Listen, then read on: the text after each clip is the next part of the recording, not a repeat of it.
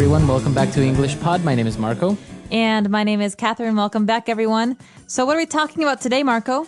We are going to the flower shop. Okay, so this is an intermediate level lesson, and we're going to be learning about the different kinds of flowers you can buy at a flower shop. And so we've got a guy here who's probably trying to say something to someone he loves. Yeah, I think he did something to his girlfriend or wife. And, well, that's the typical thing, right? You do something wrong, so you got to get her flowers.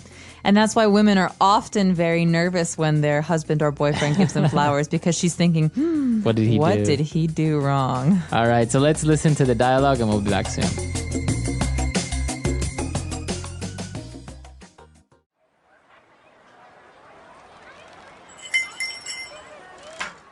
Hello, sir. How may I help you?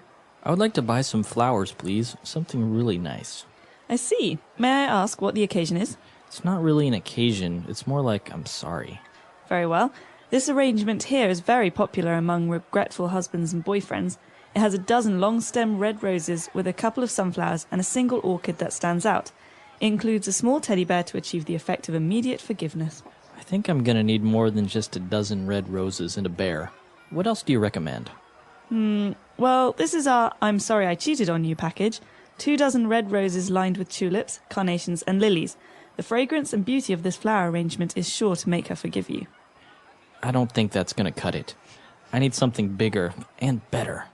I'm sorry, sir, but what exactly did you do?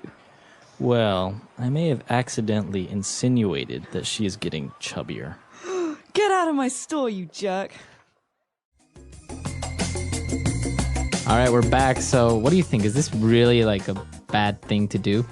Heck yeah. No, really? Well, no one wants to hear that someone thinks they're fat, okay? And chubby is maybe not as bad as fat, but the guy could have been a little bit nicer. All right, so we'll give our listeners some advice towards the end of the lesson. So now why don't we take a look at all the flower names in Language Takeaway. Language takeaway. Okay, this first flower is a beautiful one, and it has delicious seeds that people like to eat. It's called a sunflower. A sunflower. All right, so that's a yellow flower, right? It's bright yellow, and in the middle is orange, and the stems are very, very long. And so thick. And thick. So it's a tall flower. Okay, sunflower. And yeah, as you mentioned, some people eat sunflower seeds.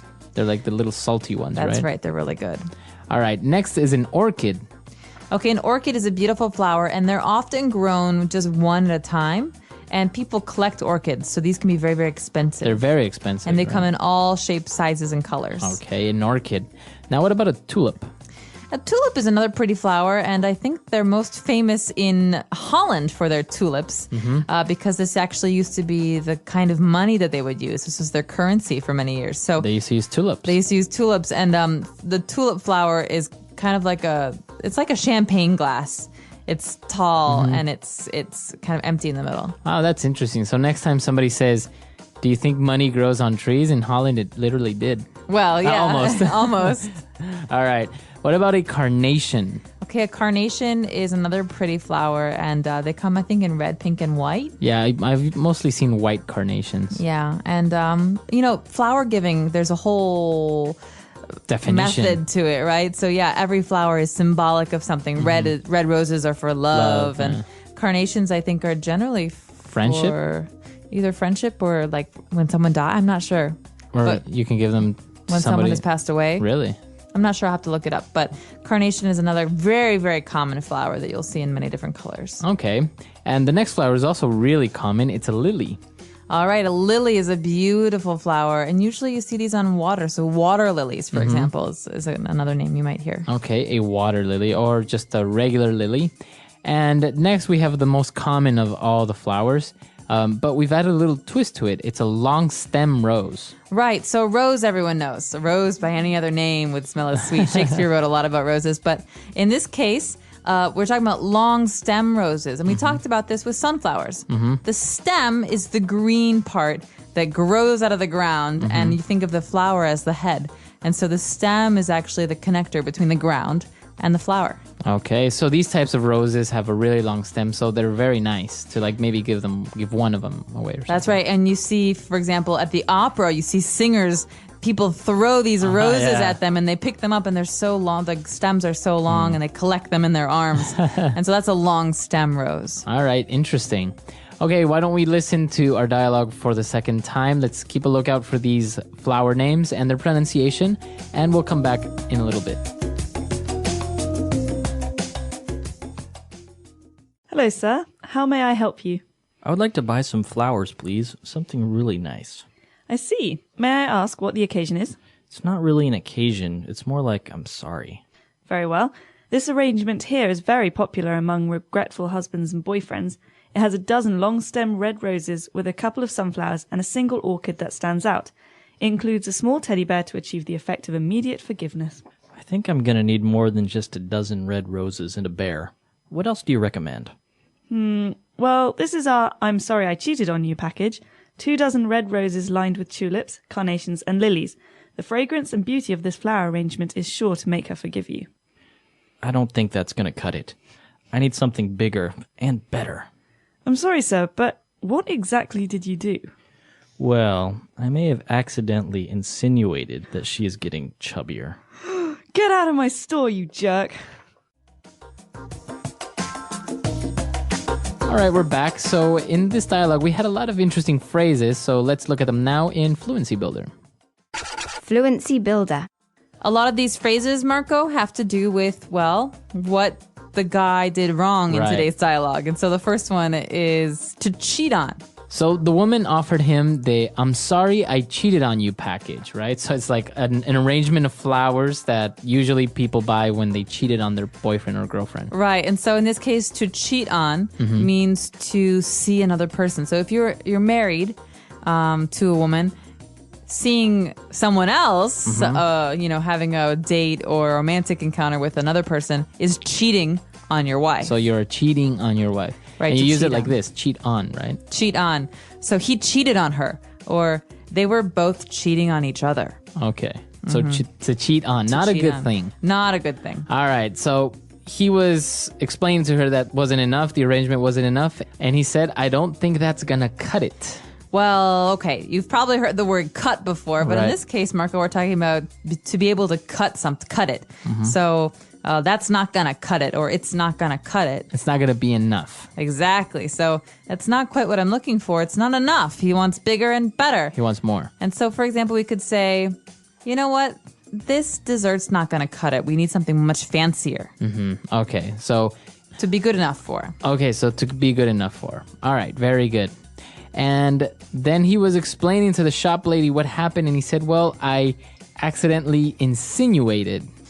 Okay, to insinuate is to suggest. So I could say, hey, you're really chubby. That's not an insinuation, Right. that's a statement. But I could say, well, you're looking a little bit round at the sides. That's an insinuation because I'm suggesting it without saying something. Right, so you're saying something indirectly, right? Exactly. And he was insinuating that his girlfriend was getting chubbier. Chubby. So chubby, chubbier, chubbiest. In this case, we're talking about being round or a little bit overweight. Right, so it's not really saying fat. No, fat is rude. Right. Chubby is, it's in Just between. a little bit extra pounds. Yeah, like maybe you had a little bit too much ice cream over the past couple months. All right, very good. So why don't we listen to the dialogue for the last time, and we'll be back.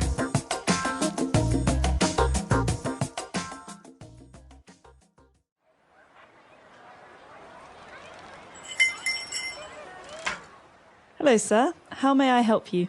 I would like to buy some flowers, please. Something really nice. I see. May I ask what the occasion is? It's not really an occasion. It's more like I'm sorry. Very well. This arrangement here is very popular among regretful husbands and boyfriends. It has a dozen long-stem red roses with a couple of sunflowers and a single orchid that stands out. It includes a small teddy bear to achieve the effect of immediate forgiveness. I think I'm gonna need more than just a dozen red roses and a bear. What else do you recommend? Well, this is our I'm sorry I cheated on you package. 2 dozen red roses lined with tulips, carnations and lilies. The fragrance and beauty of this flower arrangement is sure to make her forgive you. I don't think that's gonna cut it. I need something bigger and better. I'm sorry, sir, but What exactly did you do? Well, I may have accidentally insinuated that she is getting chubbier. Get out of my store, you jerk.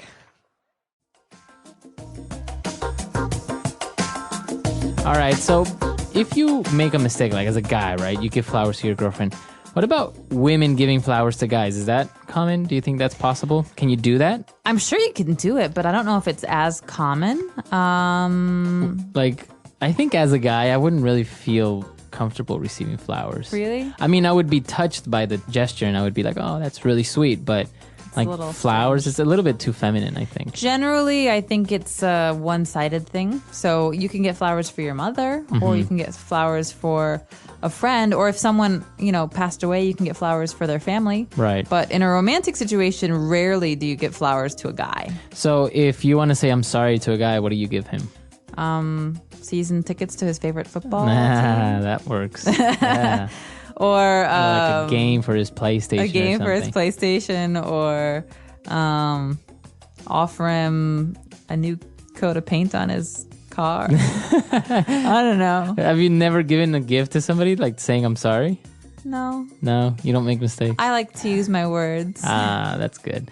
Yeah, this is kind of interesting. Why do we do this though? Why do we give gifts to people as a token or as a demonstration of our regretfulness? Well, can I get personal for a second? I just was thinking about this in terms of engagement. So why do people give a ring when they get engaged? So it's I like think it's symbolic. because people like things that glitter.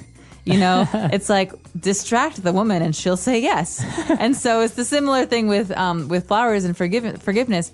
You say, oh gosh, these flowers are so beautiful. Oh, of course I forgive you. Oh, they're so pretty and they smell so, it's just like, it's like distraction from the matter at hand. Right. Oh, maybe that's it. I don't know. If you disagree with me, please It was a write very us. wise man who invented this. Absolutely. All right. So if you have any questions, doubts, or comments, please come to our website, englishpod.com, and we'll see you guys there.